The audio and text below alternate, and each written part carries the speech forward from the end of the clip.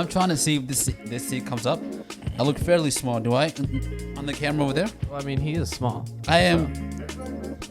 Okay. That's cool. The way that this looks like right now, it looks like a deformed Oreo, like that didn't get into the package. Like just one really big one and then one small one, and then there's like the weird cream in the center. The special one that comes out at like Halloween. Yeah. This is the one that you see on like the 99-cent rack at Mariana's. It's just like a single Oreo in like plastic wrap. But it's not called Oreos. It's called chocolate cookies, white cream. Yeah. yeah. Milk dippers. True value cookies. But they're trying to market it to kids, so they change it to like milk dippy, you know? It's some marshmallows with eyes and lips. Oh my god. Mike, you straight from the Southside. Mike. I'm just so happy to be here right now. Real Rap Podcast. Ladies and gentlemen, boys and girls, children of all ages, welcome back to another episode of Real Rap Podcast, episode 33. If anybody's keeping track at home, I get the episode number wrong every episode, so forgive me if I'm wrong, but it's right in the in the title thing below us right now. But with very funny, very talented David Donnick and Samir Abdul. Now, before I get to their intros, let me get back to what I was saying. Did you guys, either one of you, watch the Chris Rock special that came out last night? No, I did not yet. Did you see it? Me neither. No, but it's popping up on my socials, like the little bits here and there of what he's saying. Oh, I've not seen it. I've not seen it. I should watch it. Did you not know about it? No, I had no idea until you told me just now. So Yeah.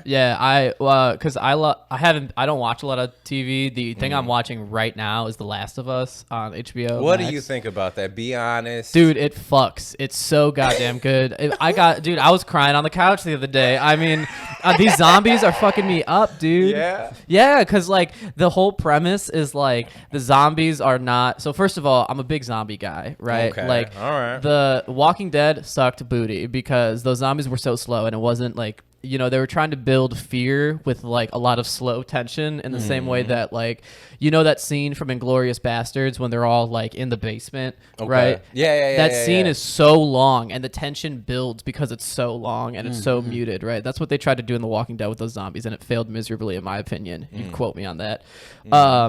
In The Last of Us, what's so fascinating is the zombies are like really fast, they're really scary, animated, and they're all controlled. Like the way the infection spread was like through a fungi, which has got me freaked out because I got a lot of friends who are vegans and fungi are mushrooms, and I'm like, every time I go to my like restaurants with like a vegan friend and they're like, let me get the portobello mushroom soup, I'm like, you might be patient zero, my boy. Like I don't know if I want to be here. Right. But it's awesome. Are you watching it? No.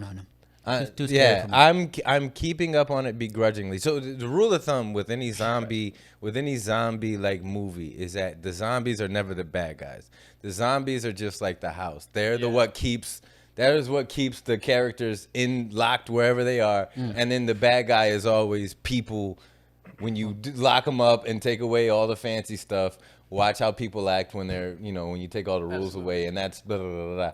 But this one in particular, I don't. So I saw when the episode when everybody was going crazy about the love story episode, and I watched it. That was the one that made me cry. It was so good. Okay, so explain that love story part.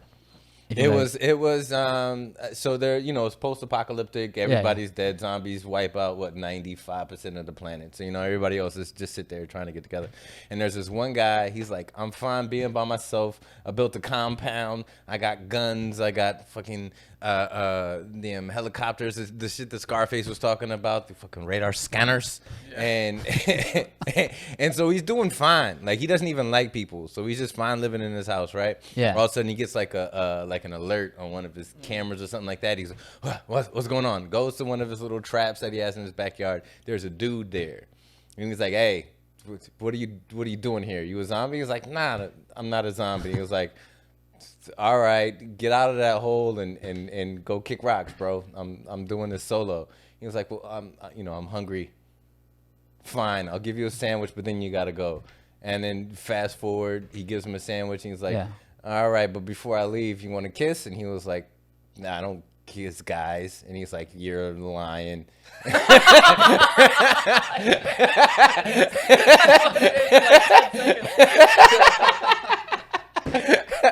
So they start kissing. And then fast forward 10 years, they're in like a happy, committed relationship. Yeah. And then I don't want to spoil it, but you know they have they take an emotional roller coaster.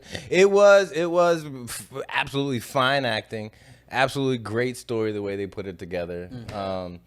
But HBO has they've got the bar up there, bro. Yeah. Like, are you okay? What about the episode? Did you not? Like I feel bad that we're just like ghosting you on this because you haven't seen it. No, I'm like analyzing because the love scene is essentially about two guys. Yeah, Yeah. so it's two. So So it's But two how dudes. it ends is the emotional part. Yeah, it's very very emotional because it really. I mean, they just took an hour and they basically told like a really beautiful romance drama. Sure, yeah. All based on like the plot device of like, oh, our protagonist just needs a car to get across the country. Sure. Let's make the most like heart wrenching like story that we can, and then at the end of Yeah. it, like slip in our protagonist, which is honestly really great if you're trying to like build a legitimate like series and everything. And also, I mean, Nick Offerman is amazing in that he's the dude with all the guns. Like, Yeah. Like it's beautiful acting. Nick Offerman, Great acting. He's the old dude in Parks and Rec, or not the old dude, the dude. Wow. You know what I'm talking about? I didn't really. I was like, where do I recognize this guy's Yeah, face from? Parks You're and right. Rec. You're right. I forget his name, but he's like super stone faced, libertarian guy in Parks and Rec. Yeah. Oh yeah. Okay, keep going. Yeah, I so- know what you're talking about. Yeah. No, so like building that I think was really, really beautiful. And you're right. I mean, it's just like really, really crazy, like ups and downs, right? Yeah. So- It showed a complete romantic story from beginning to end. One of my things that I don't like when people use a plot device or a thing or a stigma and say, look at this, and then blah blah blah blah blah. Like, it was two guys, but that had absolutely nothing to do with it. They never like put it up on a flagpole and waved anything. They never mushed anything in your face. It was a romance. It just happened to be guys. Yeah.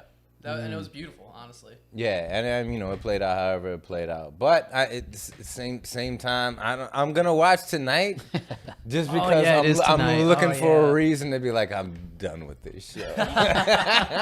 Well, you can't say it after tonight because after tonight's like episode 8, and then there's only like one more after this. Fair so you're enough. gonna jump off at the Ooh, last okay. minute. Yeah, Little loser, probably little, not. Yeah, little I'm whiny baby boy. But if you guys could, real quick, let the audience, at the viewing audience at home, a little bit about yourself, where you're from, how long you've been in the city, how long you've been in the game. Cool.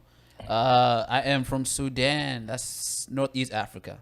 I've been in the state roughly around 9 years plus now. I've been in the city, Chicago, about 7 months now.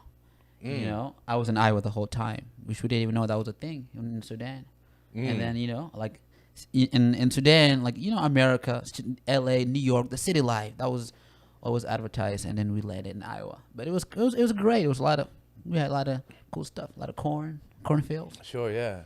But I don't know, man. That's where I learned everything, essentially. So I thought everything was gonna be like Iowa in America. And then I moved to Chicago. I was like, this is different than Iowa. Completely different than Iowa. But I don't know, man. It was interesting, man, because it's very different than Africa, I would say. Very different. Iowa, America in general. Iowa is very different than everything except for Nebraska. Oh, Nebraska. That's what I'm yeah. You They're guys both have that very too. similar. You guys have that too. I don't know. I grew up around a lot of white folks. You know what I Yeah. mean? A lot of white folks. I had a couple of black friends. Like, what age were you when you moved? I to moved the here. States? I was like 14 almost. Okay. Yeah, I was almost 14. I was in middle school. I was interested. Mm. You know, every now and then there's a few black people. We had like a black table, and like we were so segregated in this, like in the school. There's like a black table. There's like the white table, the Mexican table. So it was just like segregated. And then I was the one guy that like, well, I'm gonna go sit with these Mexican guys today, and then next week like, I'm gonna go sit with the black guys, and then I'm gonna go sit with the white folks. Oh, the baseball guys, you can't miss those guys. So I'm just interchanging, and then just like, that's how I found my way in. You know, All right, how long you been in the comedy game? a year and a half now, almost 2 years actually. Mm-hmm. Yeah, almost 2 years. Started in Iowa, and then eventually Chicago now. Almost 2 years, and you got a book in his Zanish. Not bad. Not bad. Not bad. They needed a Sudanese guy. It's about time they have a Sudanese guy. Yeah. I've never seen a Sudanese guy go up on Zanies or anywhere in Chicago. Yeah. Yeah, so I was like, you guys need me. Sudan, is that typically like I am painting wide brush, but Sudanese tribals like coming into manhood, is that the ones that'll have like okay, that's a good observation. No, so there's South Sudan and there's Sudan, right?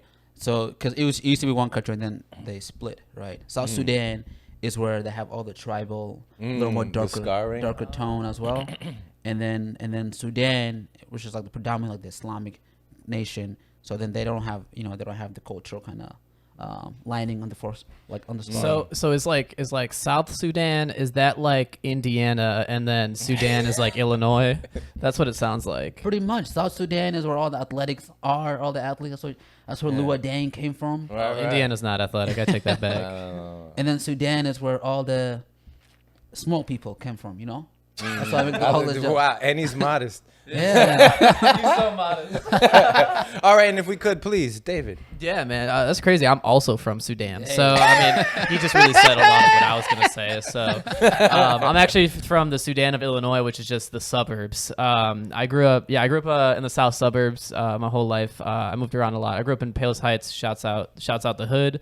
I hate saying Palos that. Heights.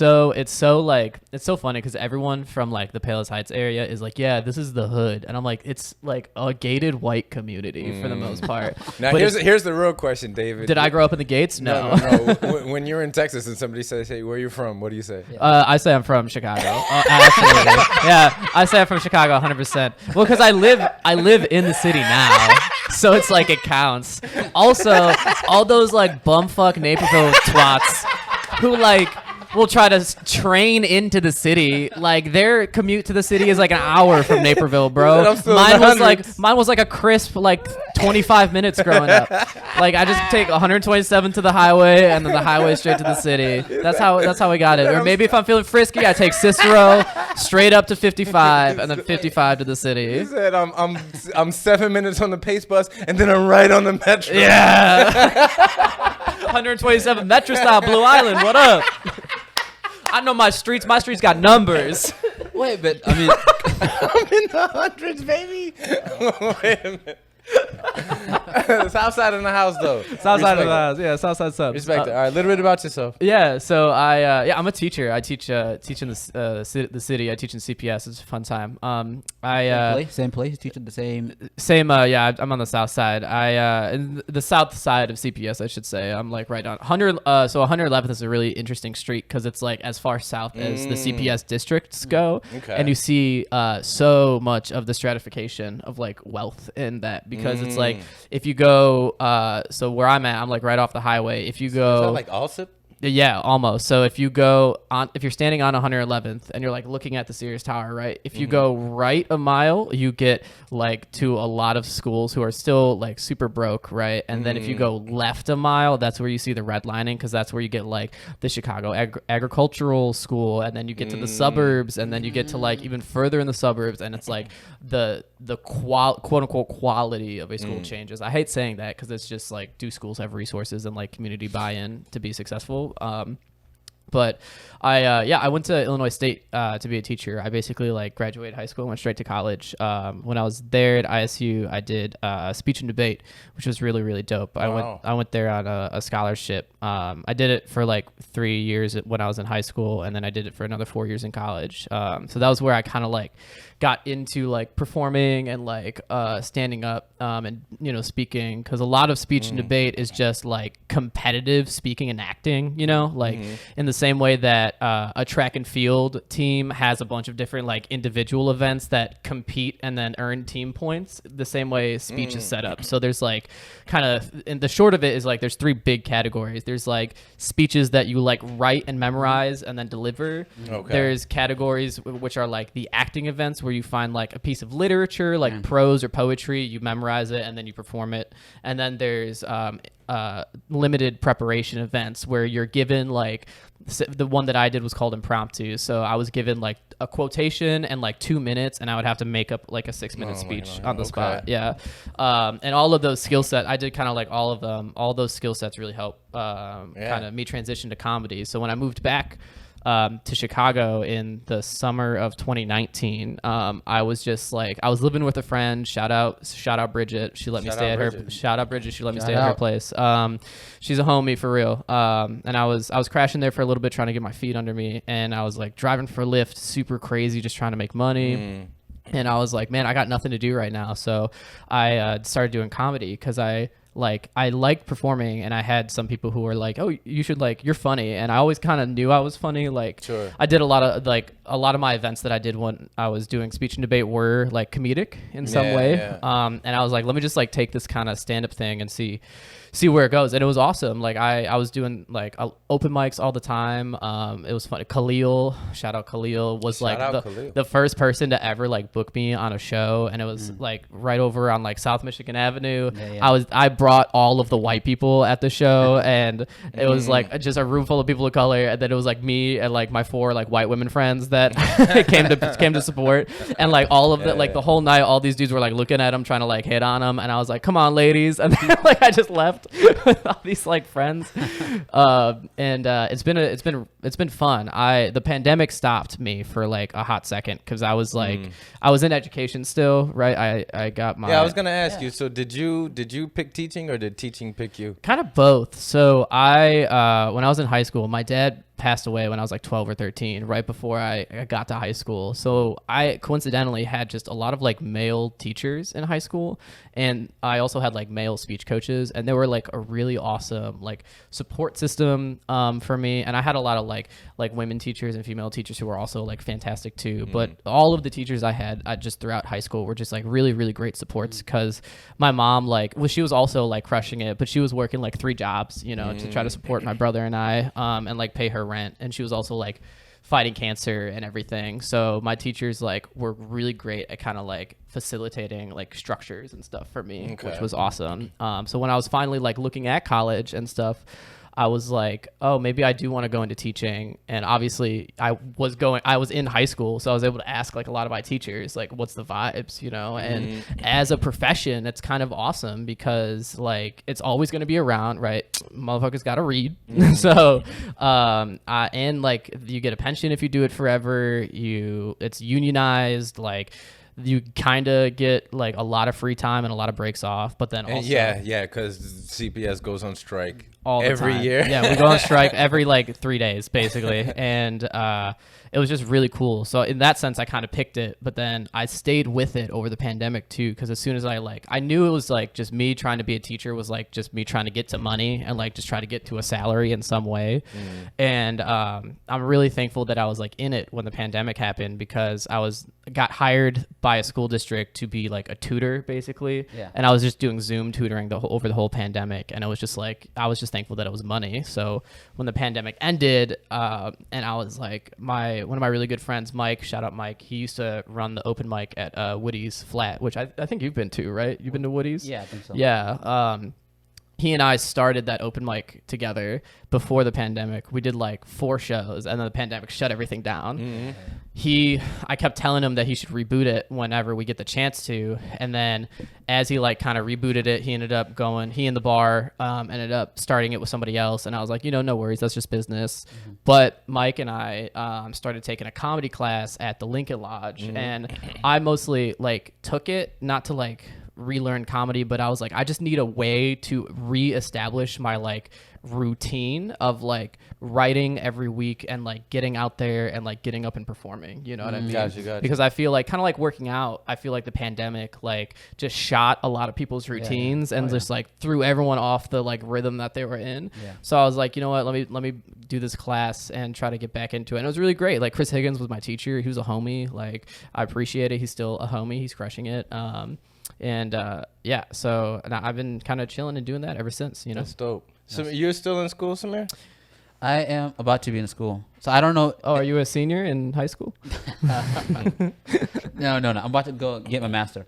I don't know if you like planned this. Wait. I don't know if you like planned. Wait, no. Stop it. Pump the brakes. I know we joke around a lot, but in my heart of hearts, you weren't joking when you were like, "No, I'm about to get my master, dick," and then moved on.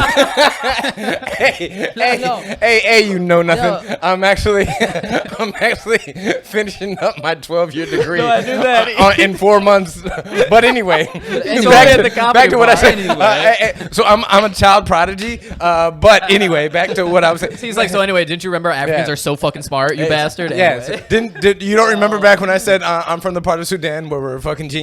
Yeah, we came here for the. So anyway, teacher, I am. Do you see the way I'm dressed? 'Cause this is actual leather one now. This is the members only episode of the podcast. you actually are. He's 11 years old. He's working on his fucking second doctorate. He skipped all the grades. They're gonna change the name to Samir Dictorian. But anyway, go ahead. No. It's just that his story sounds a lot like my story. You know what I mean? I told you I'm from Sudan, dude. Yeah, So- we established this early. He could be. He could be. No, because I went to I went to Augustana College, and then from there I went to U of Iowa, and then like I was like in the medical school route, right? And then eventually I was like, you know what? Let me give it teaching a shot, and then that's how I ended up in Loyola. So now I'm here with that. So like his story sounds a lot similar, except he chose to be a teacher. Yeah. Well, because are you getting your master's so that you can be like a professor? I think you told me that, right? That Yeah, You're yeah, trying yeah. to be a professor. Yeah, and like being a professor and being like a high school teacher, it's like even though they're both in the field of education, like there's just tangibly very different. Because like the high school, I feel like it's kind of honestly, I feel like the biggest difference comes from the fact that like a lot of we have like huge high school teachers unions like the AFL and the AT something, I think American Teachers Union, ATU, I don't know what it is, I forget. But at like the university level, like there's unionization, but not as much. Like they've really truncated the profit system in terms of like hiring a lot of adjuncts and like not paying salaries and not paying like super high, costs for tenure teachers and stuff. And like making tenure that much harder to get so they can cut people when they get too expensive, Yeah, true.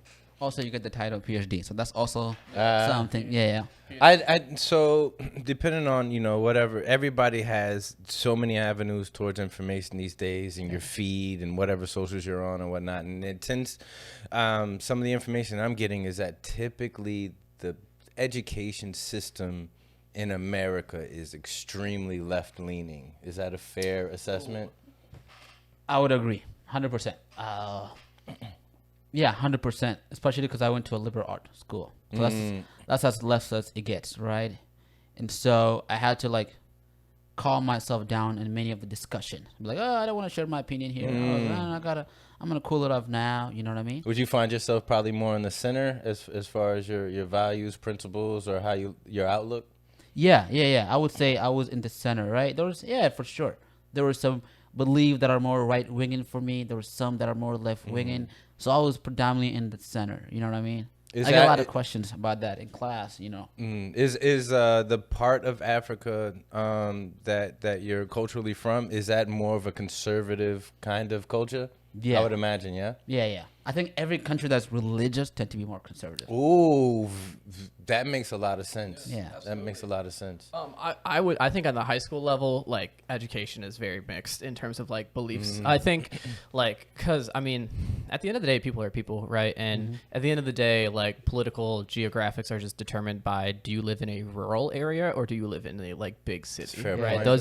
That's how you delineate, right? Yeah. Republican and Democrat in America. I grew up in the suburbs, so truly the suburbs are like that purple area of you see kind of like both sides of a lot of it, and in the education system, at least for high school, right? I mean, like, dude, in the school that I work in now, in the staff bathroom, every day I go to take a poop and there's a sticker on the bathroom stall that says compressed gas, and then underneath it says you can't take my gun, and then underneath that it says I love musky fishing. So it's definitely like is there also a sign to wash your hands? No, it's CPS. So They're like, we assume that you can't read, so we're not going to put it up in the first place.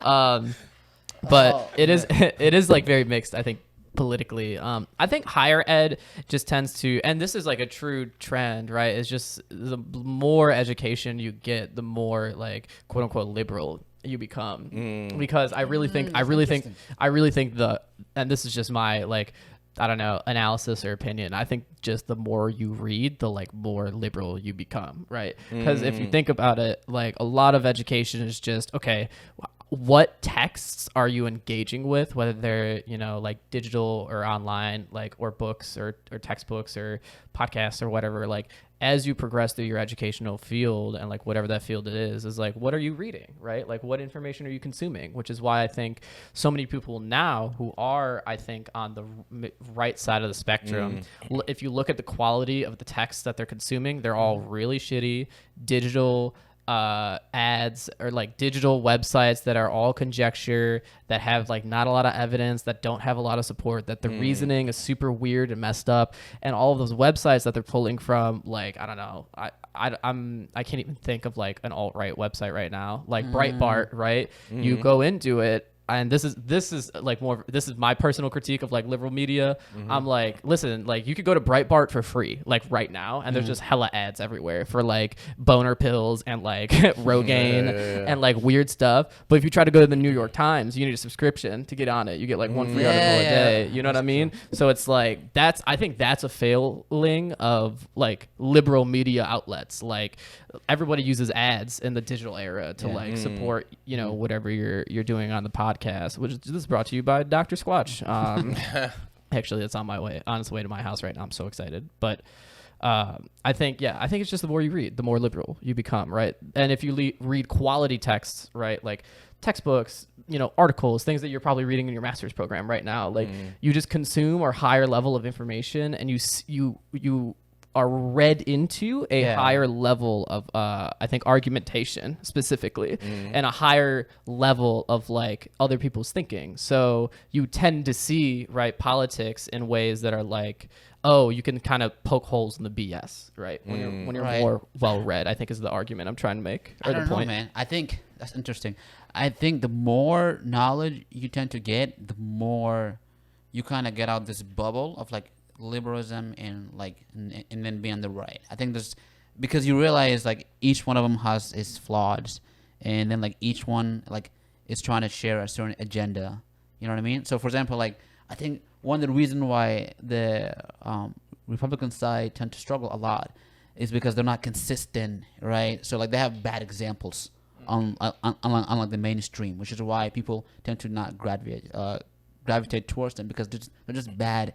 Like Matt Gay, that's a bad example, or you know, Donald Trump, that's a bad example, right? Same time with like the liberal, it's just like everyone is trying to share a different agenda. Like if you go to CNN, like they're trying to share their own agenda, right? So it's like, but the more you read about it, the more you realize it's not really one or the other. You know, there's like a middle ground. Like there's a different perspective, that the like actual perspective that you should look at it from, instead of going in there with your own kind of belief and thinking that. So I don't know. It's interesting because I do agree that I think the text matters, and I think the higher you go up, the more text tends to be more liberalism, if that makes sense. Well, I feel like liberal, and this is, I think, like a phrasing issue of American politics. Like the word liberal has been bastardized in a way that you can't say it without it being a loaded word. Same with the word conservative, right? Because if you really think like as the political spectrum, like as a spectrum, there are people on the authoritarian far right, like Matt Gaetz, like Marjorie Taylor Greene, right, who are pigeonholing the Republican Party. But then there are also people like Mitt Romney, who is just like a traditional family values conservative, who's just like, the immigrants are okay. He's like, we can build a wall but make it not that high, like. And then I really don't think there's any like crazy kind of centrist like in American politics. And then you get to kind of like the leftist, like, or the liberal Democratic side, where you have a lot of like quote unquote moderate Democrats in like very risky House seats who need to like straddle the line of like, I'm not a leftist socialist like AOC, but I also want to support healthcare, right? And then you kind of get further on the leftist spectrum into like more progressive politics with like Ian Omar and AOC and Bernie Sanders Sanders, and all of those people, right, are all pulling on the political spectrum in different ways. And I truly think, like, because if you look at a lot of European countries, and this has been said 1,000 times online, but Bernie Sanders is considered like a moderate in a lot of European parliaments. Because of this is my opinion, American politics has always been more conservative. Sure. Because we're a very fundamentalist and traditionalist country, right? Like, we were founded by the Puritans, who, by the way, were not escaping persecution in England. They got kicked out because they were fucking crazy. So, like, the Puritans literally got booted out of England, and the English government was like, y'all bitches crazy. And then they just let the Puritans, like, found a crazy country, you know? So we've always been more traditionally conservative. So when you hear things like liberal or leftist, I think you have to delineate, like, what you're talking about. Because a lot of times, too, right, like, the liberal take or a leftist take on a topic might be the same as, like, a conservative or, like, Republican take, right? So I think I don't have examples. That was just no. So I think ultimately what it comes down to, right? There's in American culture, I think culture as a whole for humankind, right? There's always the duality of mankind, right? Yeah. The this and that, the pull and push, the yin, the yang. You got Phantom of the Opera. You got Batman and Joker. You got the sharks and the whoever with the finger snapping and every story that you find, you're the gonna Newsies? find. Is that what you're talking about? Tupac and Biggie. I don't know the or shark. whatever. What is that? West Side Story or something like that? Yeah, that's West Side Story. Did you say the Sharks? I'm so offended. I never actually watched it. But no, so there's always one being in complete domination is, in my eyes, problematic, right? Yeah. So then there's always going to be a push and pull in between, which I think is for it's the best worst system, and it's probably healthy to a degree. No, I agree 100%. I think there was a quote, I don't know who I got this from. His something about, like, if you got a country that is made of one religion or two religion, you're always gonna have conflict. Yeah, but if you got a country made of 3 or more religion, there's no conflict. There's always gonna be peace, right? So like, hence Sudan had conflict because of that issue, right? And then you go to, like, Ethiopian, and then they're at peace because they have multiple religion in that country. Well, you take. That was crazy. I feel like you just glossed over, like, hundreds of years of colonization and the partitioning of Africa. You were like, Ethiopia has one religion and they're lit. Well, Sudan has religion. 2 religions and they're not lit. No, that's not at all. But even on the basic level, so you can take Christianity. How many branches of that is there? But then you got Sunni and Shiite Muslims, right? Yeah. Just based on who they thought was in charge after the Prophet Muhammad died, right? Yeah. So it almost, so you take that movie with Heath Ledger when he was a Joker. He basically outlined it as far as art imitates life, imitates art. He basically said, "I'm just here because you're here, bro." You know what I mean? I was robbing banks and everything was hunky dory. Then you came, I had to step my game up. Like, I'd have been cool knocking off taxi cab drivers, but you want to put on a mask and jump out of planes with fucking wings? I got to paint my face and I can't burn stacks of money. believe that Mike would co-opt white language and say hunky dory so freely on this podcast. That is not woke, Michael. Michael Knight, if that is your real name. Maybe it's White Knight. How dare you, Mike? I'm not the comedian deserve. I'm the one that you need. Hashtag canceled. I always like to ask this. So when somebody actually comes from a different country, how if you could paraphrase it, like, how would you say that your particular part of where you came from in Africa, how do they view America, big picture? They got, that's a good question. Obviously, America's rich. That's the big picture you get, right, from Sudan. America's rich, but at the same time, they're like, they got some, like, they're going through some issues that are not necessary. You know what I mean? Like, over there, we're going through starvation.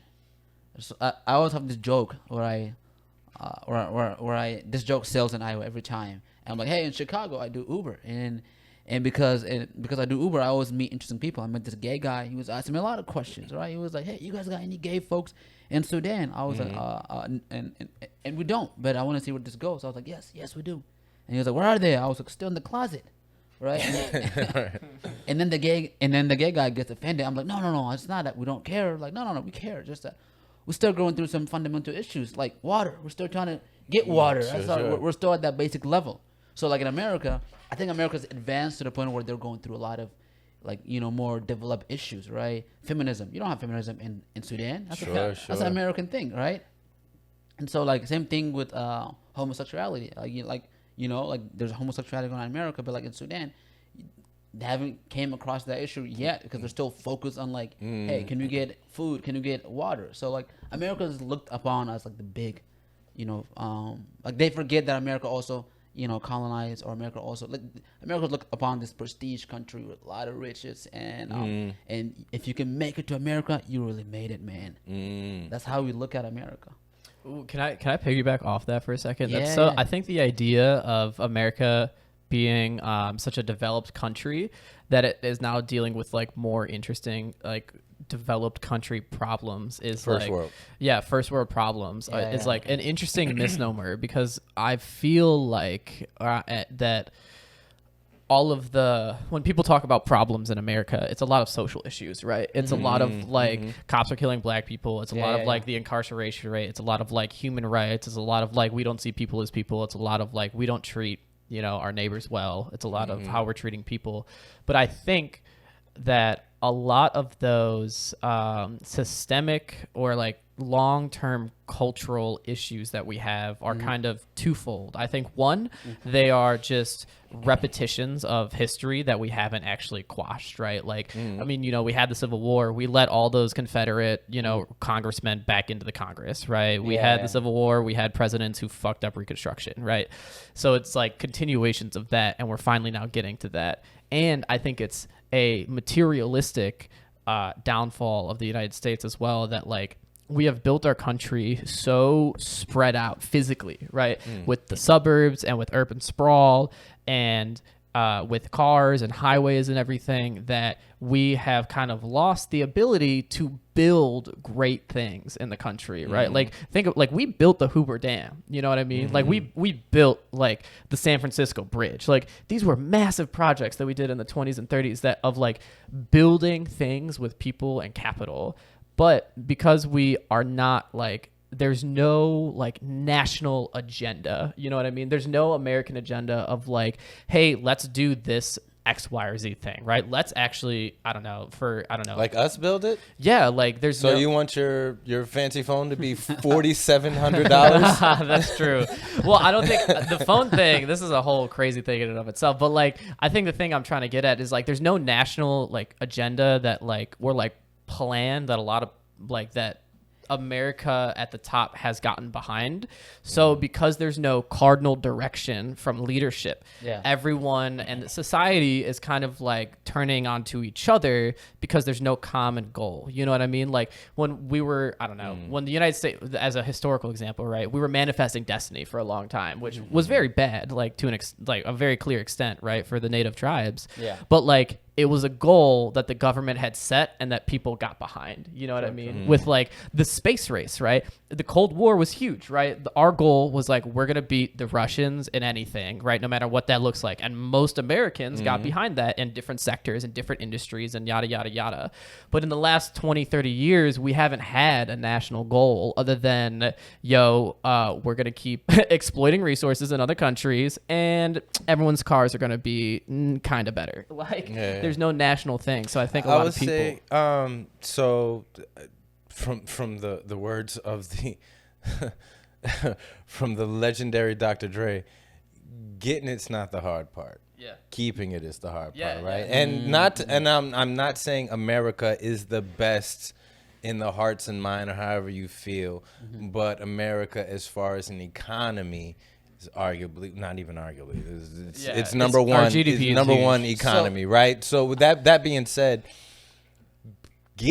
fighting for number one, that's why everybody is pretty much for the most part like, you gotta watch out for China because they are climbing literally. In my lifetime, you've watched them go from 0 to 60 real quick, and they got plans and they're doing this and they've laid out an agenda and they're following it to the T and you're like, wow, because they're fighting for. You ever heard Afro Samurai? Yeah, I love it. Remember? It's we've got the number one headband. We don't have anybody to fight.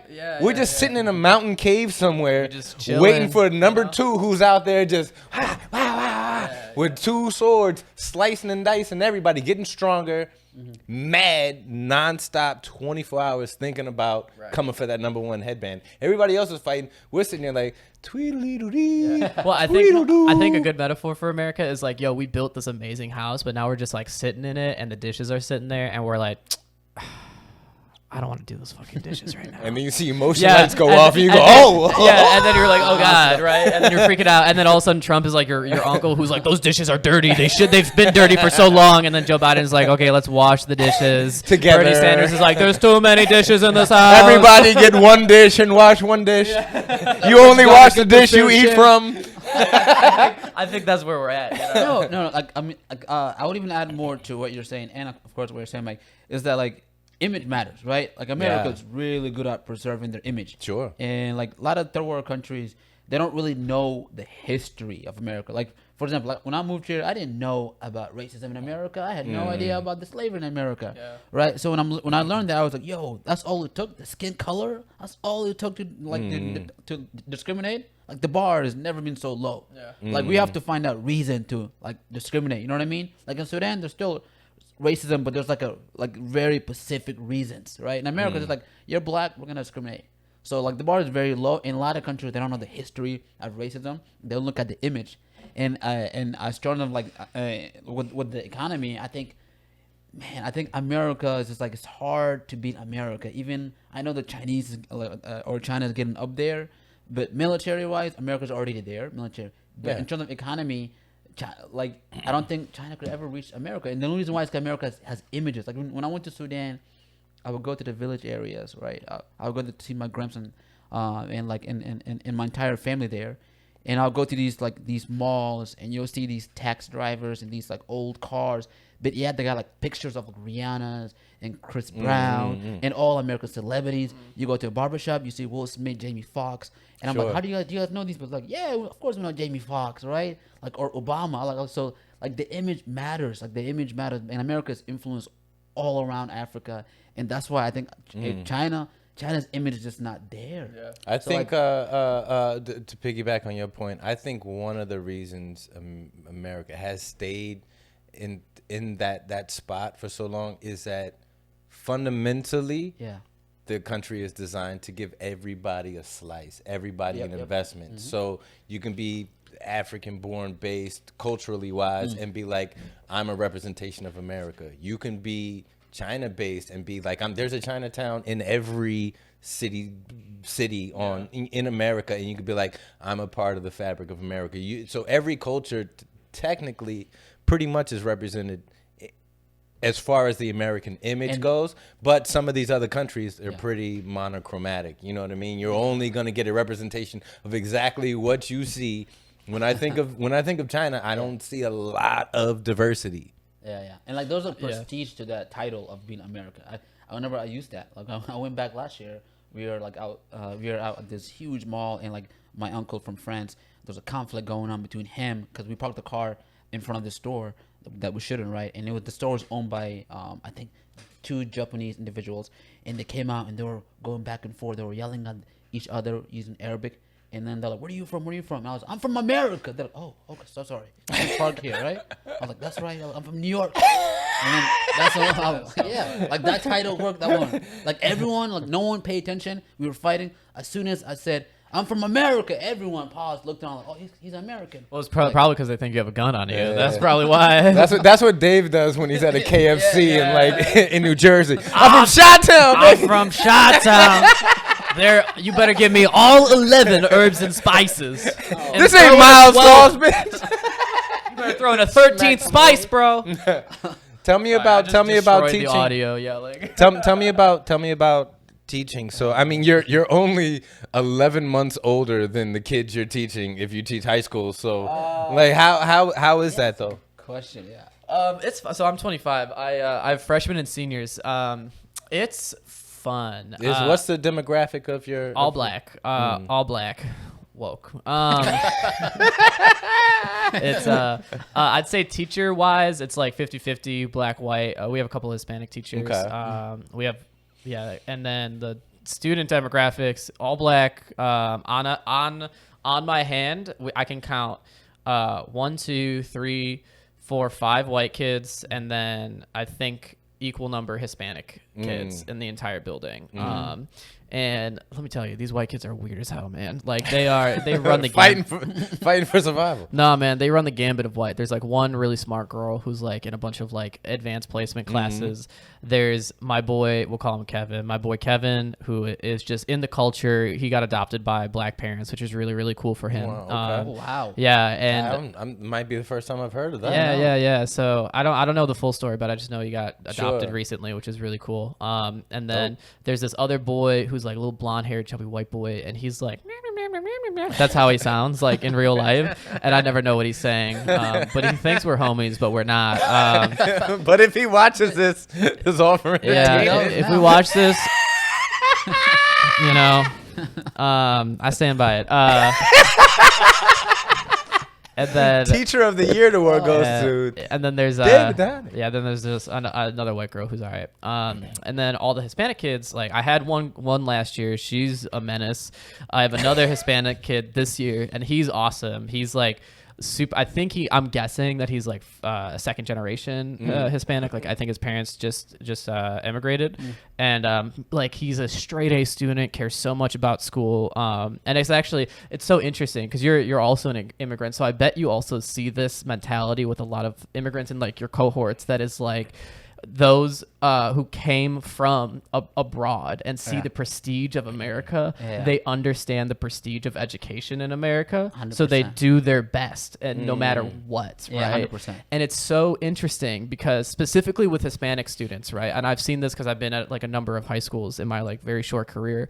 You can see first, second, third, and fourth generation Hispanic students and how they slowly and gradually Americanize, and how they slowly and gradually Americanize, you see the drive and the self-motivation to learn slowly and slowly fades away. Wow. Yes. And my girlfriend, she works at a Hispanic, or a school that has a lot of Hispanic students as well. She teaches middle school, or I'm sorry, like little kid music, like for second graders. And she says the same thing. She's like, you could clearly tell the kids who come from like second generation or first generation Hispanic homes and the kids who are like Americanized Hispanic, because the first and second generation Hispanic kids like are very like keyed into like family success, right? The older sibling, moly. the older siblings, a lot of times is something she said. The older siblings will always make sure that the younger sibling like is with them and like guides them and like holds their hand through everything, right? And then the Americanized Hispanic families, you'll really see like an older sibling and a younger sibling will fight like a lot, right? Yo, So this that's is not crazy. This is crazy. You just, I don't think there's a word. I think you just metaphorized what I saw. So I go, I take Metaphorized. I go. That's a word. I went to the movie theater last night to watch UFC 285. Shout out John Jones. And I'm at the kiosk to order my tickets. Next to me, it's the full generation Hispanic family, right? I'm assuming Mexican. Grandmother in the walker. Mom, dad, oldest daughter, youngest son. Grandma's just sitting there, just holding She's on, vibing. Yeah, holding she's on vibing. with her fingertips, right? Mom, dad, she's not saying anything. Mom, dad are speaking all Spanish. Youngest daughter, she's oldest daughter is speaking to them in Spanish and then switching to English to talk to the youngest son. Youngest son's completely in English, right? And the oldest daughter is the one getting all the tickets, and they're having some trouble. I didn't bother to help whatsoever. I understood everything they were saying, by the way.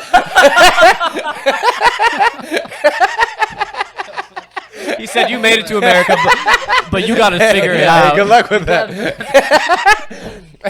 But the whole time, the oldest generations were speaking Spanish. The youngest son just kept clowning the sister, going, "You're done. You're done. You're so stupid."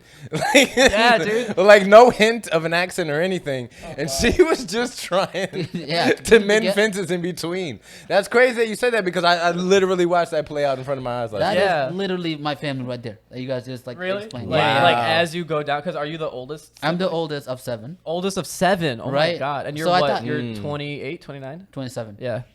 So I thought it was normal for everyone to like look out for everyone. So I'm the one that takes care of every one of my little siblings. You know what I mean? Mm-hmm. So like, And then yeah, the caboose is just fucking it up at the end, right? yeah. And I think I fucked it up when I decided to do comedy. Yeah. Because I'm supposed to be like straightforward, go get education. Straight, right, First, right. you know, first one to go to college. So the moment I'm like, you know what, I think I have a passion. My dad was like, what is this passion you're talking about? Like, we don't do passion. Yeah. Right? Neuro- You fucked up your whole here. sibling Neuroengineer. vibe. You're like, I'm gonna chase my dreams. And MIT? your siblings are like, we can do that. All your siblings are like, I don't have to stay in education. And what's funny is that, like, my parents never drink, never smoke, right? Yeah. So the whole thing, right? And I'm that perfect model that I followed through. And the moment I was like, you know what, I'm gonna try entertainment a bit. My youngest sibling was like, you know what, I'm gonna try weed too. Weed sounds great. And I was like, right? The train is off the track. I hate to say it. I think your family's fucked. I don't think you guys are gonna recover from this, like spiritually, emotionally, probably financially. I mean, And then the thing is, my family's like, you gotta handle this. You messed this up, so you gotta handle this up. And I'm like, do you smell that? I was like, yeah, I've been around a lot of comics, and that's all they do, weed. So like, I can't, you know, it's not that bad if you really. They're like, what? Not that bad? So yeah, he's like doing weed. I don't know. I think my youngest siblings is hijacking cars. Probably, I have no idea what's going on now. dude, I think you're fast tracking Americanization in your family by chasing your dream. I think your next step You're is the pivot point. yeah, I think that his next step is getting his parents to do edibles because that's a very American thing to do. Yeah. Yeah. What have you learned? What have you learned teaching high school on the south side? Yeah. I mean, 127th. I like grew up on the south side. I went to my school was pretty diverse. It was like half black. It was half white, quarter black, quarter Hispanic, and then like a couple of like other ethnicities, which was cool. So I was very thankful that I went to school with black people. I was like, it's funny. I think I was like, my high school was like an amalgamation of like all of the research that you read about how like when students of like different ethnicities like come together, a better whole is formed. You know, You're able to find a truer yeah, you. a better you, which was really nice. Although I will say, like, I think it was awesome. But teaching on the south side where I'm at now, a lot of it's funny because like it is like, to an extent, American culture is just black culture, right? Like so much of Americana with like enough. music and culture and like Vibes, yeah. the vibes. It's just black culture personified and then like co-opted like at the top by white people, Sure, right? sure. So I was like, I kind of already get what like most of y'all are saying anyway, because at the end of the day, they're still kids, right? Yeah, yeah. At the end of the day, the only thing that differentiates like my like all black student base from like, I don't know, a school slightly down the road that has like a mostly white student base is like the music they listen to and like how they internalize things, you know? So many of my kids, I feel like there's a couple of things that like really stuck out to me when I started. Like one, like manhood is such a big thing, right? In the black community. Machismo. Yeah, machismo. And you know, they're 14-year-olds, right? 14, 15, 16. Yeah. So they're like going through it, you know what I mean? But like to see things kind of like bubble up and see how people take, especially the boys, how they take so many things as like a threat to their like masculinity is so interesting to me. All the kids, by the way, think I'm so gay. Like they think I'm so gay just because I've done a lot of work. Like I was raised by a lot of women. I was raised by a single mom, like a lot of these kids, right? But when you're, I think, raised in that like single mom position, your two kind of routes are like, okay, do you like understand femininity more and like are you more comfortable with it? And like, do you do skincare basically? Wait, well, let me. Okay, so Yeah. So let me just. Or is it like, are you super masculine? Do you exfoliate? Yeah, really. So let me ask this then, right? Because what I've noticed, right? Gay people tend to be like in America. Gay folks are very confident, which is great, Yeah, right? yeah. But like white folks around black people are not as confident. Perhaps that's why you look gay because you're so confident. That's true. Well, and I've been trying to figure out my whole life. This is a little deep dive. Because your hair is coiffed. My whole life, people have been saying I'm gay, and I just think I think there's so many things, right? One, I sound like this. Like two, my hair is coiffed. Smooth as silk. I'm confident. I think I speak. I'm very thankful. Like when I was growing up, my mom like never used baby talk with me, so I have like a higher vocabulary. And I also, I went to college. I did speech and debate. I majored in communication. Yeah. Like all things that just gave me a better vocabulary. Yeah. So I think when people like inherently hear someone with a higher vocabulary, intelligence is like perceived not not like consciously, but subconsciously as like a threat. You know what I mean? Because a lot of people see. I think when people hear words that they're unfamiliar with, like unfamiliarity is inherently like an unknown, and the unknown is fearful, right? To a lot of people. So I think I use big words. Sometimes people get concerned by that. I'm very confident in myself. Like I'm very comfortable in my sexuality and who I am. And I also like I'm I would describe my humor style as like very wet, I guess. I don't know. That sounds stupid. Like, but I'm not a dry person by any means. Like I'm pretty extroverted. So I think people take all those together and are like, he likes dick. Like I really think that's what they do. Well, I mean, you were right. You were painting a very solid picture until you said that you had a moist sense of humor. I was lost. But you know what? One of the 48 laws of power, and I'm not doing it verbatim right now. It's like create an image. To the simple fact of like you take like Prince. Like nobody for the most part is gonna look at Prince. And I'm sorry, I'm giving you guys these old ass fucking. Yeah, this guy's like 90. I'm literally twice as old as both of you. But I mean, you take somebody like Prince. Or pick whoever's doing it nowadays, right? Lil Nas X, right? Well, he's actually gay. Prince, was Prince actually gay? I don't know. From all intents and purposes, he was just smashing Apollonia and a list of every other woman in America. Nice. So, but I mean, it's the peacocking. You know what's so? Exactly. I read an article about this like a long time ago when I was in college, but like in the like early 19th century, like the 1900s, late 1800s, like late 1700s too, like men who were like very like eclectic and like peacocky like Prince were like killing it because like they were just confident in who they were, you know what I mean? And like I feel like so much in America people see like a rainbow flag and then maybe internally or subconsciously are like, I don't identify with that, so I have to be the opposite. Well, once you make a symbol, you draw a line in the sand and you're saying this or that. So as soon as you declare something, so the Crips came out. The Crips actually started out as like the Black Panther Party, and it was supposed to stand for a certain thing, right? But as soon as you make that, then whoever isn't fond of XYZ member of that group or whatever, now they break off, and now you have the Pyrus, now you have the Bloods, only created again to be in opposition of that initial group, just like the Joker stuff. But when it comes down to the peacock and stuff, that's also forever. That's what it always. You got the hair metal bands of the fucking 80s. You got kabuki in old school Japan and shit like that. You got, you know what I mean? Like it's always gonna be something like that, bro. But would you agree? Cause, I mean, like, with the, like, anything that kind of stands out, right? If you're like an homosexual individual, like the fact that you came out, right, that kind of boosts your confidence. You're like, hey man, I'm brave enough to come out, right? Absolutely, yeah. So that's gonna boost your confidence dramatically. Or in the case of Black Panther, like I think any group that went through particular hate, they tend to come up strong. If that makes sense, right? Yeah. Which is why like America's entertainment, like predominantly black, because black people are very confident, right? Which is why the culture kind of like anything that black entertainers put out essentially becomes the new norm because they're so confident in it.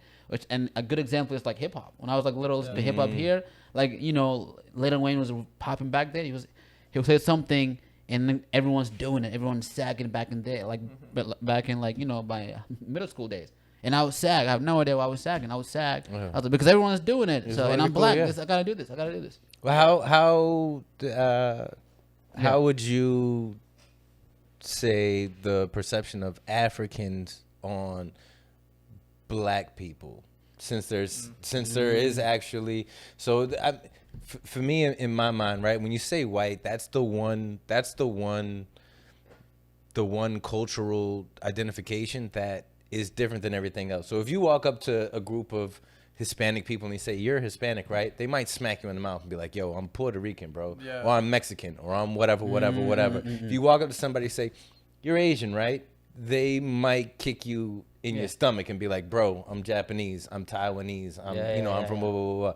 If you say you're black, automatically, I mean black person from America or whatever, right? Yeah. But if you say white, you're not, nobody's gonna go, Hey, bro, I'm actually Irish. I mean, white people will do that, yeah. Like, So- you're white, right? And it's like, I'm actually Polish, Swedish, and German, so like, calm down. Sure. Maybe you guys are doing that away, but Yeah, for the but most part, when it's you the say white, assimilation, it's an identifiable. You'll be like, all right, I'm white. Yep, check on the job on the job application.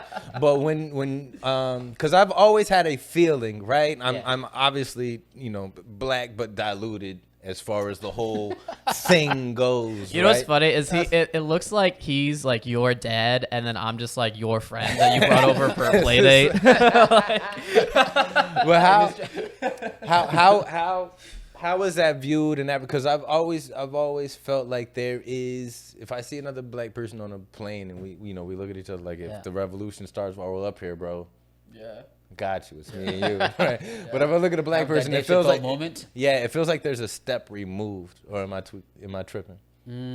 That's a good. So wait. So you're asking that how does it? Because Africa's a lot of countries, right? Yeah, of course. Right. Like when people always say, "Oh, you're African," all right? Like no one really asks, like, "Wait, which part of Africa? Right? Are you Sudanese or are you Somali, etc.?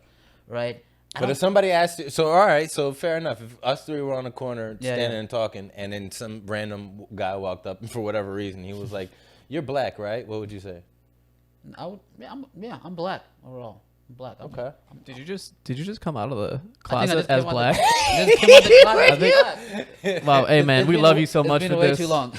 Hey man, this might be your So biggest podcast. Someone come out as black on the podcast. Numbers are coming up. So you wouldn't make the distinction to be like, nah, I'm African. No. Unless there's unless there's something like that I'm trying to Specifically, it came out like Then I wouldn't. But I mean, like there are countries where they do that, like Egyptian, for example. They hate it when you say they're Africans, you know, right? Even though they're like in the center, right? Yeah. But like they're like, no, we're Egyptian. We're not Africans. Well, I think that Egyptian thing too is because like Egypt for so long was like, I mean, one of the like early cradles of civilization, Sure. you know? Yeah. And because of like geographically where it is, it's right off of the Mediterranean. It's right off of the Sea of whatever right there. It's by the Middle East, but it's also by like Greece and Turkey and like, the western part of North Africa right there. Right. Like it's the crossroads of so many places. So I feel like people in Egypt are like, I have to be Egyptian because we are like the difference for like we are just an amalgamation of so many things, right? Whereas you go further south, right, you get to Ethiopia, right? We talked about Ethiopia earlier. Ethiopia was its own kingdom and country until 1939, like straight up. And they were like to be Ethiopian is to be like, oh no, I'm a part of this like country and like kingdom that is hundreds of years old already, right? Yeah, I mean, true, but also because like with that logic, right? Libya is closer to the Middle East. Sudan is also closer to the Middle East, right? But the thing is, like, skin color matters too, right? So like when you look at Africa in general, right, predominantly black, right? So like most countries that if you define African, they wouldn't mind because they're black, so they don't like, yeah, of course I'm African, right? I'm Togolese, but I'm still African.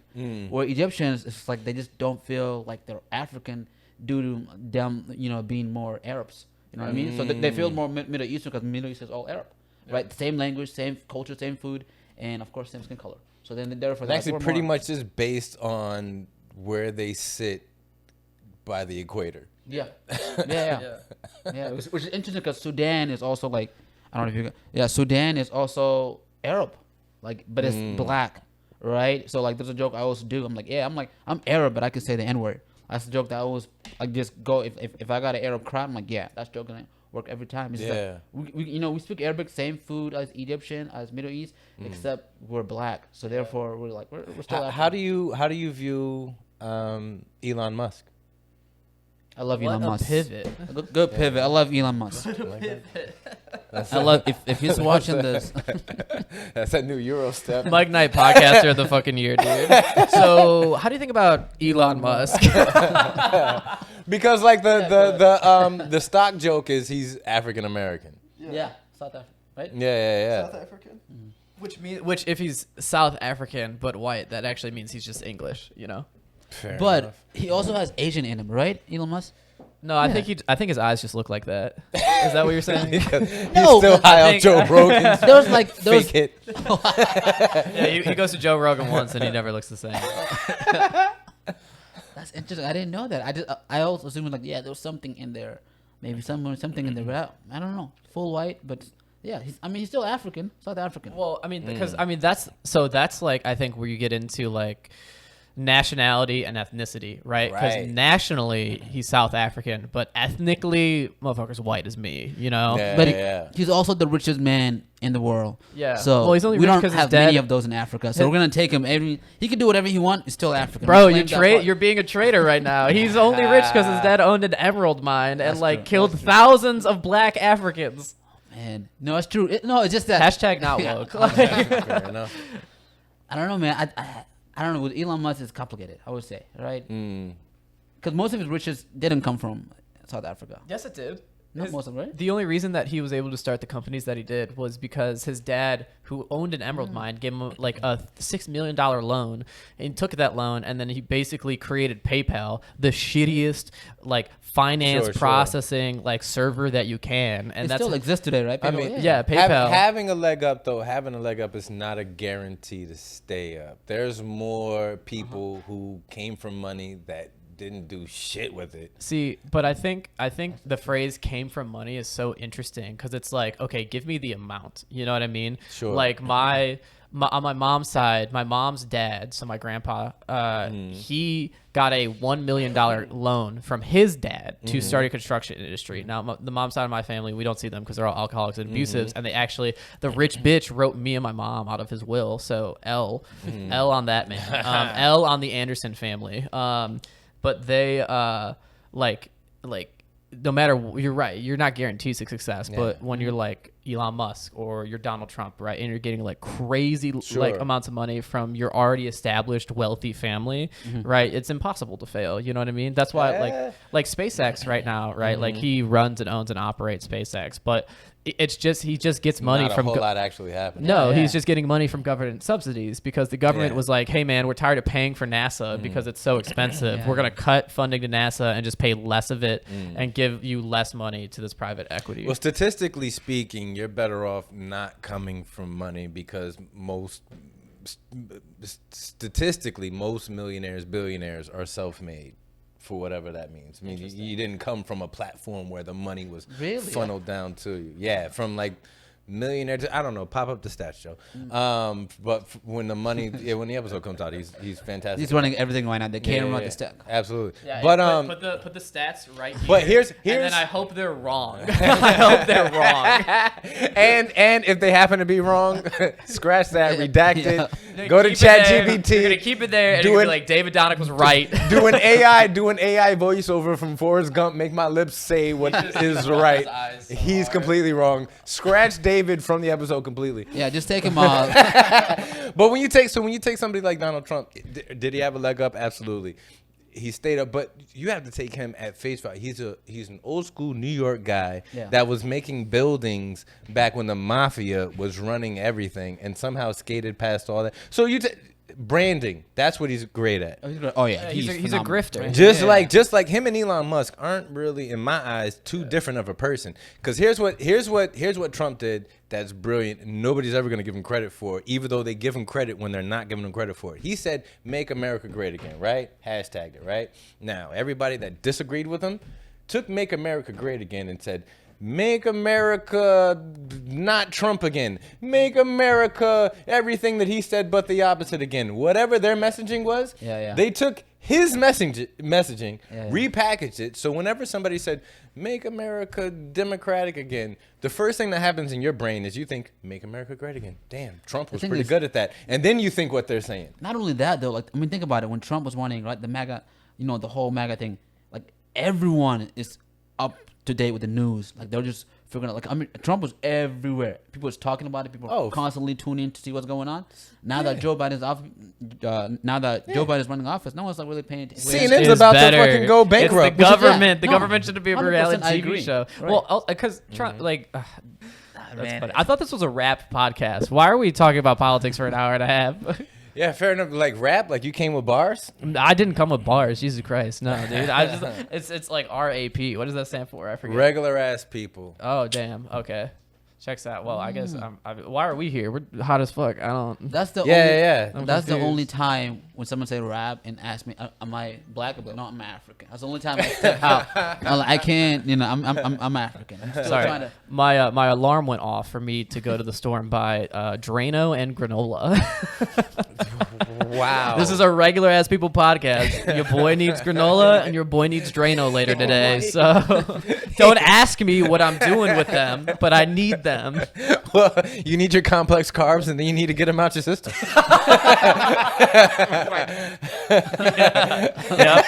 Yeah, I actually that's just my yogurt in the morning is Drano and granola. You know, I'm on some new white people shit. I might lose 150 pounds. We'll see. So, are you having fun with the kids? Like, are they having fun with you too? You're keeping it pretty light in class. Absolutely. Lately, actually, it's funny. I started this year a little too soft on them, so now I'm kind of like getting on them a lot, and they're hating me for it so much. They're rebelling.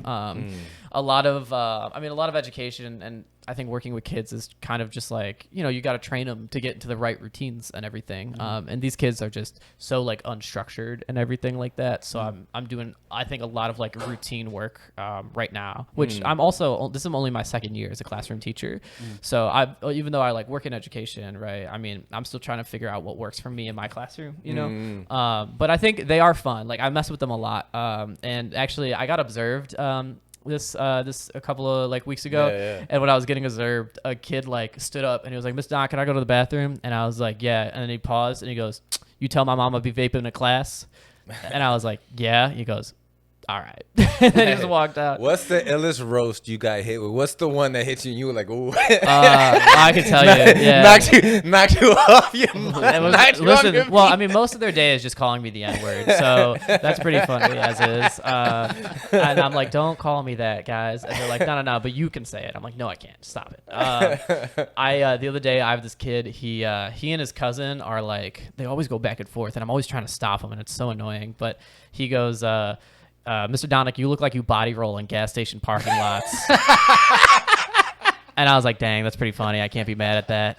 But you haven't. I was like, you have an F in my class. Like you can't be making jokes like this. And now you have an F minus. Yeah, I'm like, Good that's for one. C+ students only, dude. Like you gotta opt into the good grades, and then you can roast Mr. Donnick. I'm gonna do it probably next week. I want to get a little fishbowl with some paper and like a pen, and I want the kids to like write roasts for me and like put them in this fishbowl fun, actually. because they're really creative, like with just coming Yeah. up with stuff. Because the art of like you guys are familiar with like Chicago Roast Battle, right? Yeah, of like. course. It's so funny because the Chicago roast battle roasts and like professional comedians roasting is so different than like just on the street kids roasting each other. Yeah, of course. Because they're not roasting, they're baking, right? Yeah, I feel like there's a yeah. clear difference between like baking and roasting. I feel like this is a cooking podcast now. Yeah, there we go. But like the kids are always trying to bake, right? But then people on the roast battles, they're trying to like roast. You know what I mean? Yeah, like yeah. it's like direct, it's clear, it's like truncated.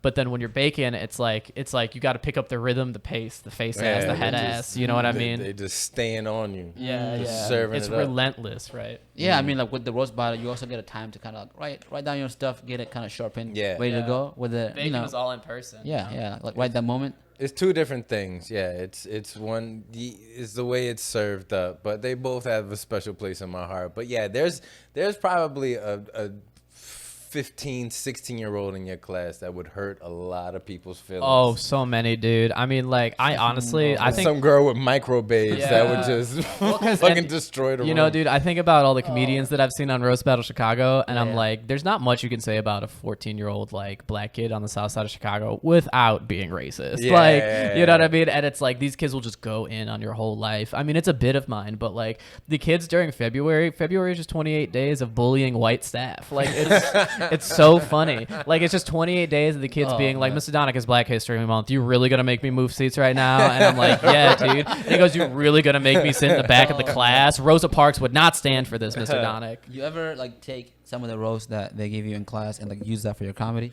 Not really, You because talk about the circumstance. I talk about the circumstances. Mostly, I can't take the roast because I just don't want to say the N-word and get canceled. Also, most of the roasts are like at me.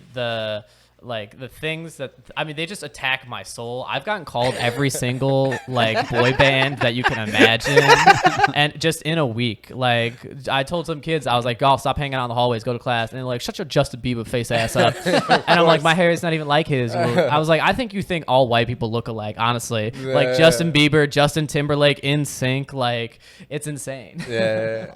Have you? How long you been like driving? Ubering? Yeah, because I think both have both of Oh, you. you did live too. Yeah. We're coworkers, man. What's the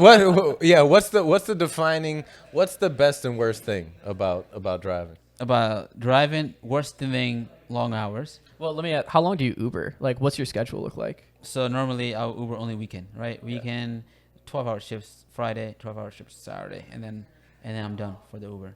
And if I really need money, then maybe sometime I might do like weekdays morning, Monday to Thursday morning, maybe 2 hours, and then that's it. But like Ubering, I think the best part is you meet a lot of people. You know what I mean? Yeah. You meet so many people, yeah. And so like, and I'm a very sociable guy, so I get to kind of interact with them, and just like, you know, like I had a show here where like I think 30 people I brought in just from Uber alone. You know what I mean? Shout out to Khalil for the show that he gave me. Khalil just put us all together. You know what I mean? Yeah. But like, like Uber, like I think that's the best part. Sometimes you might get a few drunk people. You might get people sharing stories that they shouldn't be sharing stories. So it's always fun. Yeah. And Ubering, like so my schedule, I did it a lot. I do it more over the summer than I do during the school year because teaching, right? Yeah. Sometimes I'll just do like 6 or 7 hours on like a Saturday and then maybe a Sunday, just for some money. But yeah, you meet a lot of. You know what's interesting? How many years have you been doing Uber? Oh, not years. I've been doing it for 5 months. Okay. What's your rating? Right, 4.98. Yeah, that's about what mine is. I've been doing it for like 5. Because I started with Lyft first, and then Lori Lightfoot like changed the laws, and I got fired somehow, and then but then Uber took me immediately, so it was like it's like nothing changed. But I've been doing ride share since 2019, and I was so like it was so exciting to do it at first because you're out and you're like in those like 9 months. I feel like an old comic talking to a young comic, like when I say this about driving for Lyft, but it's like Let me know. Yeah, it's like fun. It's exciting. You're like meeting new people. When I was doing it, I was single, so I was like, you know, trying to spit game. Nothing ever materialized. like people would tip me in drugs. You know what I mean? Yeah. But now that I'm like older and like calloused, I'm like, fuck, man. You in drugs? Where were you working? I was downtown. Like I was just driving downtown out because I drive at night. You know what I mean? So gotcha. there was one time I was driving and I picked up this plastic surgeon and she was so drunk, dude. She was hammered, right? And I'm like driving her to Toss you 2 grams of blow. Dude, I was so I drop. I'm like driving her, and we're like hanging out, and you know I'm flirting for a tip. You know what I'm saying? Yeah. So like I pull up to the hotel that she's staying at, and she goes, "I'm so sorry, I don't have cash. Can I tip you in drugs?" And I was like, "Yes, please." And then she just pulled out like a whole bag of Adderall and Xanax, and she was like, "Here you go." And she was like 45, maybe 50. She's like, "Here you go, sweetie," and gave me like a handful of like Addy and Xanax, and I was like, "Thanks." And then I was like, hold on, and I didn't have anywhere to put it, so I just took it and I like put it in like my cup holder. And then she looked at me and she was like, "Do you want to come up to my hotel room?" And like, you know, boy had to pay his car payment that week, so I was like, "No, I'm sorry, ma'am." I was like, "You can take care of yourself." Wow. But yeah, Go ahead. I don't know if you guys should do this with your lives. I do this thing where I'm like, I want to, you know, those achievements that you can get while playing Xbox, you know what I mean? Yeah. Like where you can like earn, you know, stuff. I'm like, I want to do life achievements sometimes, which are just like little mini goals I set for myself. So like 2 summers ago, I was driving for Lyft and Uber a bunch, and I was like, I wonder if I can get magic mushrooms while driving for Uber, right? And now this is actually, I need to hear where this goes. You know what I'm saying? Yeah. So I'm like, okay, you know, it might work, right? It's all about goal setting. It's all about goal setting. It's about staying on the path, you know what I mean? For all those kids out there. But I was like, maybe I can get magic mushrooms. That would be fun. So I'm like driving all summer, right? And it was like 5 separate times I got like so close to getting magic mushrooms. It was like 3 of the times I like had a conversation with someone, got a number, texted them, and then like never got anything back. One of the times I picked up these 3 girls who were like already tripping on shrooms, and I was like, you didn't bring some for me? And they were like, you're so funny. And I was like, not the point. Not the point. And they like were terrible passengers. Like I had to go to a place, someone lost their keys, I had to go back, I had to go to like a third place, like all on one trip, right? Wow, okay. So like not even like multiple stops, like just $20 of me driving these women around for an hour, and it sucks. And they felt really bad about it. So they were really serious about being like, yo, like we'll try to hook you up or anything. That also never materialized. And then I was so close. Like I was texting someone and I was getting prices, and then they were like, meet me here. It was like a Dunkin' Donuts, and I showed up and there was no one there. And I was like, did I just get ghosted by a drug dealer? I was like, am I that lame looking? How did this happen? I was so upset, but that's probably who ruined your 5.0 rating. Honestly, yeah, dude. I felt like my rating was low that week. I don't know why. I thought it was just in my head. He was like, "Hey, this undercover narc tried to get me to sell him mushrooms." I looked exactly like this too, so they were like, "He's too lame." Oh man, I don't know, man. I think drunk people are the most fun when you're. Oh, absolutely. Yes. Literally, like on Saturday night, I had this drunk. I think drunk Irish guy. He was telling me a lot about. He was like, "Do you know I'm Irish?" I was like, "Yeah, you said that like about 10 times now." I know you're Irish. And then as soon as I dropped him off at the hotel, he tried to give me a tip, right? But he didn't even have to give me a tip because he didn't pay for the Uber. It was his buddy that paid for it, right? But I think he was like, "All right, so we're here. I'm gonna give you something now." I was like, "Yeah, sure, why not?" He was like, "Do you want like $5?" I was like, $5 is fine. And he's looking through his wallet for $5. There's a bunch of cash. He just couldn't find $5. It was like, then took a 50. Looked at it. He was like, "I think this is a $5." I was like, "I think so too." Gave me the 15 and just left. And I was like, "This is good. Oh, this is." What's the number one rule for the best passenger? So I'll give you guys as a passenger. My number one rule is read the room. When I get in, if I already have my headphones in, please just leave me alone. Yeah. I don't care about what you're going to school for or how long. Fuck my day. I don't want to talk about it. Yeah. What's your number one rule for good passengers? Yeah, I mean that's the best part is just read the room, and like understand that like not everyone wants to talk.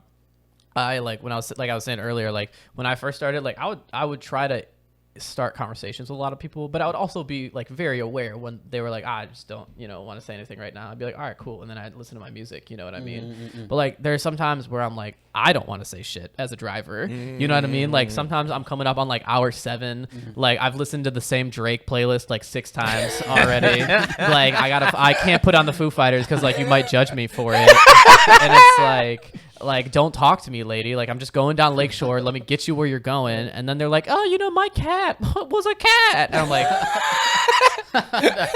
I'm gonna die. I'll drive into the lake. Yeah. I think same thing. Yeah, just read the room. I think that's the key here. Read the room, but at the same time, like my thing is like I would always be like, "Hey, how are you?" And that's it. You know what I mean? Like, hey, is it Jessica? Come on in. And then like, how was your day? And then based on her answer, I know where everything's going, right? It's just like fine, and that's it. And then they're like, oh, she doesn't want to talk anymore, and they, just drop her off. But she was like, yeah, good. And how was your day? And he was like, and then it's organic. Yeah. You hear that, people? Take care of your Uber drivers. They are the person that you will meet in your life that you will know for the very shortest amount of time that actually have the control over whether you live or die. Yes, and That's true. And tell your Uber drivers your deepest, darkest secrets so that we could tell them. They on are your number one therapist. Because honestly, and there's like actual research out there about this, about how like people will tell incredibly deep secrets to complete strangers. Oh yeah. Because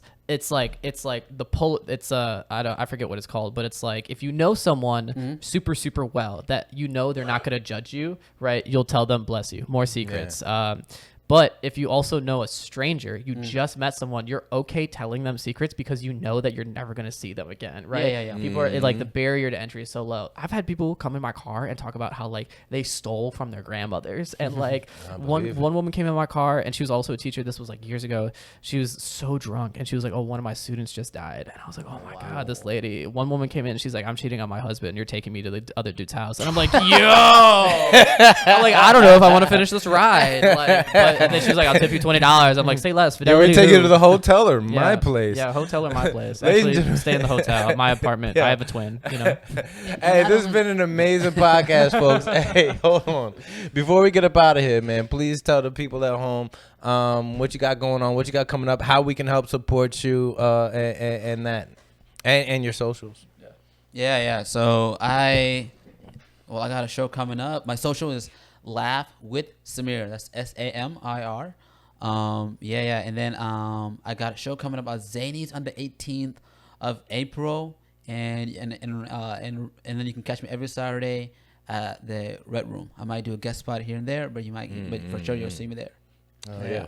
Nice. Yeah, you can get me on all social media at David Donnick, DavidDonnick. You could put a little graphic. You could put my like a V here. You know I think what I'm we can saying? do something. Here's my freeze frame. Yeah, I got shows coming up all of March. Check my socials for where. Hell yeah. April 1st, I'll be at the Laugh Factory on Tiny Thickums. The Nasty Show, come Hell yeah. out. It's Hell 11 yeah. p.m. Shout out Tiny. It'll be April Fool's Day. It's going to be an amazing show. Come on out. I'll also, I don't know if anybody on this podcast is going to be in Pensacola, Florida, Memorial Day weekend. Get out of town. What a coincidence. I'm going to be doing a comedy festival Memorial Day weekend. Let's It'd be go. cool. P3 Comedy Fest. It's an all LGBTQ plus comedy festival, and I am on the Ally showcases. Hey, let's go. So that'll be yeah. super dope. But I still am in the running for Queer of the Year. I don't yeah. know if they'll give it to a straight white man, but I'm trying. It's a little off base. Yeah, it's a little off base, be off brand, but it would be fun. Fair enough. And yeah, that'll be super fun. So if you guys are in Pensacola, Florida, come out.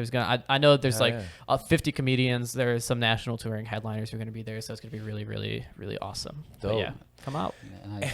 And like always, I am Mike Knight at Mike Knight Comedy. Make sure you like, share, subscribe for more Real Rap Podcast, man, with these dope guests that I'm bringing up, man, and just the perspectives, man. So it's been another episode. Love you guys. Real Rap Podcast. Peace. Peace. Mike, you straight from the Southside. Mike, you. I'm just so happy to be here right now. Real Rap Podcast.